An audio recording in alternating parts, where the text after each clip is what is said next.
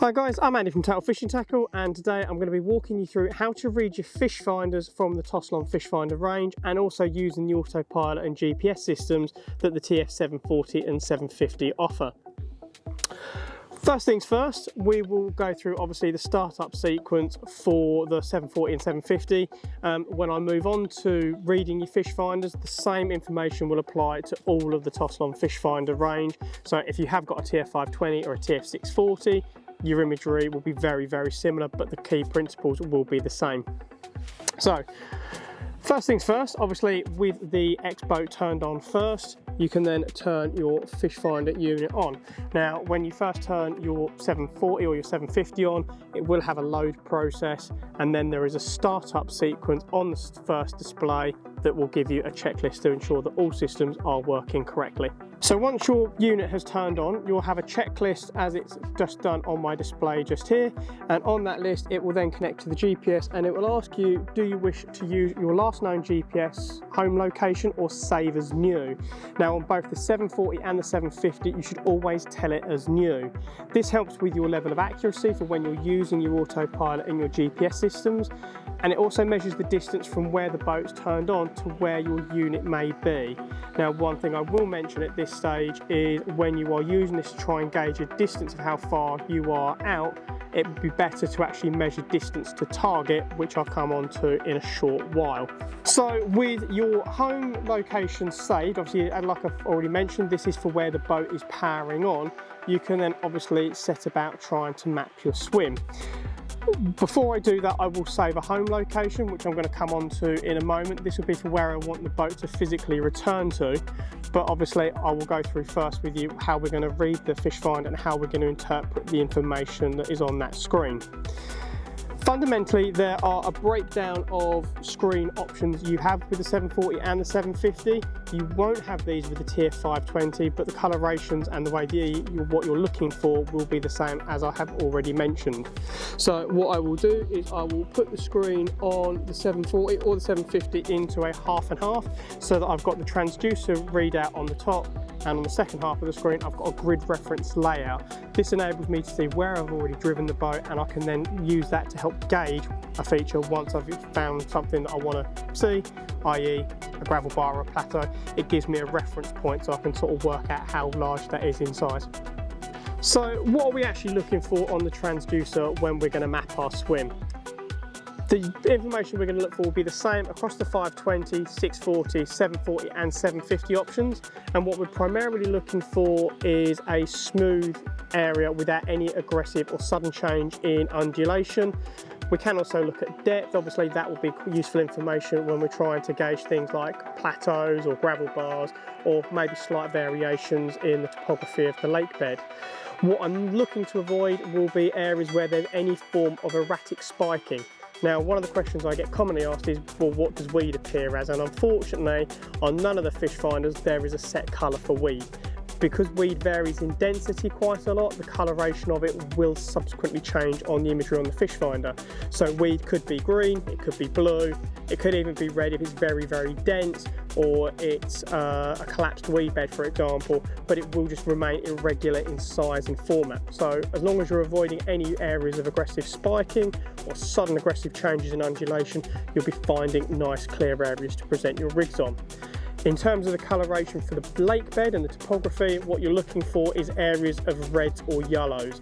Yellow will indicate rock hard gravel, red will indicate very firm lake bed such as clay, compacted mud or even loose sand, whereas yellow will be your stonier, gravelier spots.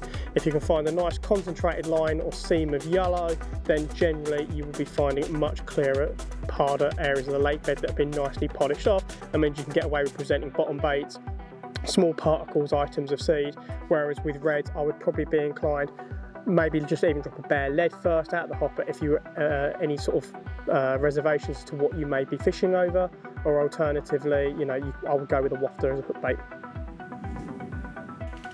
So with an area obviously found, we've started to establish where we're seeing some clear areas. Like I said, with the 740 and 750, you have a grid reference layout.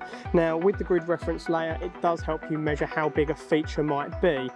You can change the scaling so you can see how big the squares are, but it will help you if you find a plateau or you do find a gravel bar, gauge well how large a feature is it you're actually fishing over, and potentially are you on the near side edge or the far side edge of that as a feature. Unfortunately, you don't get this as a fish finder option with the TF520. The other thing you do have with the 740 and the 750 is you have a high definition echo mode. This is well worth turning on, and I run this predominantly 90% of the time I am using my fish finder. The only instances where I will turn the HD mode off will be if I am fishing somewhere where the water is very turbid and there's a lot of floating algae or a lot of floating weed, because you'll get too much background noise on the fish finder. So with your area that you've established and you've found for where you want to drop your rigs and present your baits to, obviously with the 740 and the 750, you've got the GPS and the autopilot system that you can use. Now, as I said at the start of the film, one of the things I will do before I go looking to find a feature is to save a location. I always save this to slot 0. This is where I'm going to get the boat to physically return back to.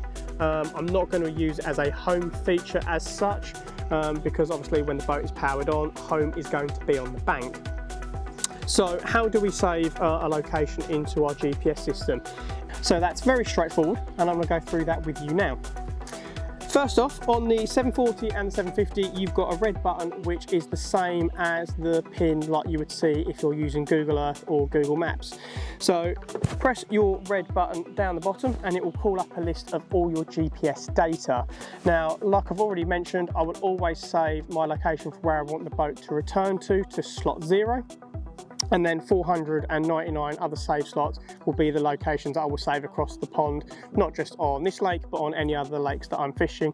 And I can then note those to where they are, what swim, and whether they're going to be my left rod, my right rod, for example.